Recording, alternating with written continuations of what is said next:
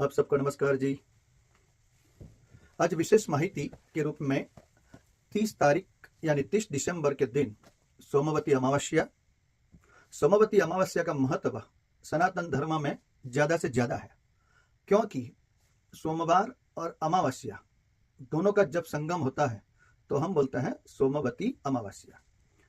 सोमवती अमावस्या का महत्व एक पितरों की पूजा के लिए है, पितरों की कृपा के लिए, और दूसरा है शिव जी की कृपा के लिए, और तीसरा है चंद्र की कृपा के लिए। तो पहले समझ लेते हैं शिव जी की कृपा के लिए, क्योंकि हम सब जानते हैं कि सर्व ग्रह अगर शिव जी की पूजा करते हैं तो सब ग्रह शांत हो जाते हैं, अनुकूल हो जाते हैं।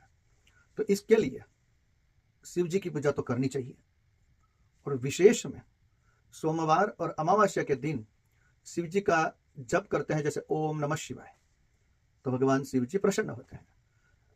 दूसरा कि भगवान शिव जी को दूध अर्पण करें, गुड़ का पानी अर्पण करें, काले तिल अर्पण करें, गन्ने का जूस अर्पण करें, मैंगो पल्प अर्पण करें, पंचामृत अर्पण करके बड़ी शिव जी की पूजा भी आप कर सकते हैं।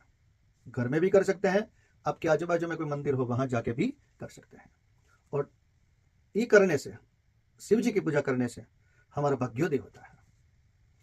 और दूसरा है पितरों की पूजा।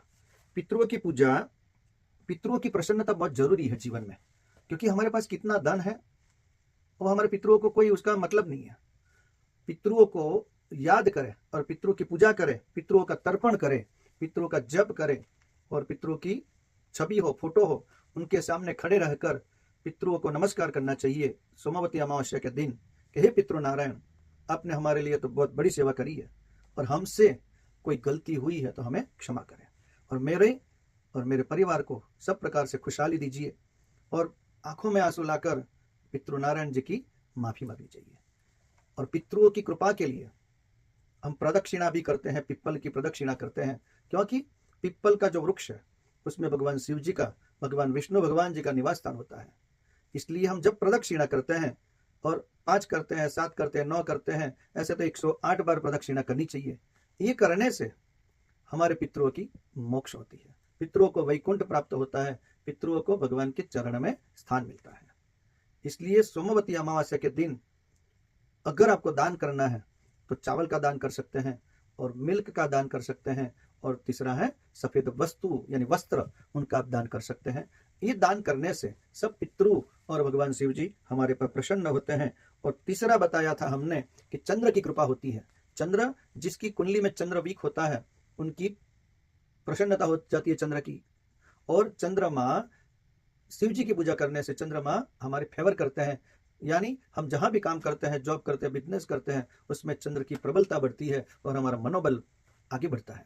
और दूसरा, हमारे जो काम करने में जो हमारे बॉस होते हैं, यानी जो हमारे कोई भी ऊपर वाला अधिकारी है, यानी उसमें हमें प्रमोशन दिला सकते हैं चंद्रमा जी, और घर में भी खुशहाली दिलाते हैं। तो ये सोमवती अमावस्या का महत्व है। ये 3 प्रकार से हमें सेलिब्रेट करना चाहिए, पितरों की कृपा के लिए, शिव जी की कृपा के लिए, और चंद्रमा की कृपा के लिए। और ये सब पिप्पल की प्रदक्षिणा भी करनी चाहिए। ये क्यों करनी चाहिए, कैसे करनी चाहिए, कहाँ से शुरू हुई है, तो वो सभी प्रकार की जो माहिती है, यानी सोमवती की कथा, सोमवती अमावस्या की कथा हम दूसरे वीडियो में बताने जा रहे हैं। तो आप लोग सबको नमस्कार। अगर आपने सब्सक्राइब नहीं किया तो सब्सक्राइब करिए और दूसरे को भेजिए, ताकि हमारे सनातन धर्म की रक्षा हो और सबको उसका पता मिल चले, और हमारे धर्म में सबकी रुचि बढ़े। इसके लिए सबको नमस्कार। ओम नमः शिवाय। जय श्री राम।